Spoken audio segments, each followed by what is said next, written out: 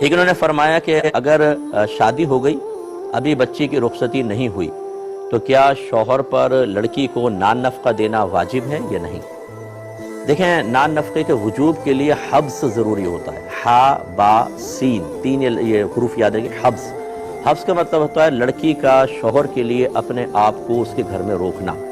لہٰذا اب اس کو جب آپ بنیاد بنائیں گے تو فرض کر لیں نکاح ہو گیا، رخصتی نہیں ہوئی، تو کس کی طرف سے دیر ہو رہی ہے؟ اگر تو لڑکے والے کہہ رہے ہیں رخصتی کر دیں، لیکن وہ کہہ رہے ہیں نہیں ہماری بچی بھی پڑھ رہی ہے بھئی ابھی ہم رخصتی نہیں کریں گے 1 سال 2 سال، تو اس کا مطلب ہے کہ حبس نہیں پایا گیا، لڑکی والے روک رہے ہیں، لڑکی رک رہی ہے، شوہر تو تیار ہے، لہٰذا ان 2 سال 1 سال کا نان نفقہ نہیں پائے گی۔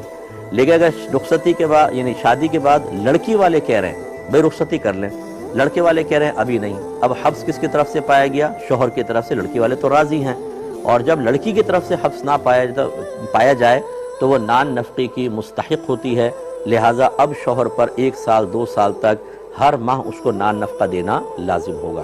پھر نان نفقے میں لمبی تفصیل ہے کہ کتنا اگر باہم رضامندی سے کوئی طے کر لے تو بیسٹ ہوتا ہے، یا اگر ویسے طے نہ کر سکیں کسی بڑے مفتی صاحب سے طے کروا لیں بیٹھ کر، اور وہ رقم اس کو ہر مہینے نان نفقے کے نام پر دینی ہوگی۔ ویسے تو نان نفقہ رہائش، کھانا پینا، لباس، تو اب یہ اس لڑکی کے لیے کتنا بنے گا یہ اندازہ کر کے اس کو دینا ہوگا۔ تو خلاصہ کلام یہ ہے کہ اگر رکاوٹ لڑکی والوں کی طرف سے ہے تو نان نفقہ نہیں پائے گی، رکاوٹ لڑکے والوں کی طرف سے ہے تو بالکل نان نفقہ دینا ہوگا۔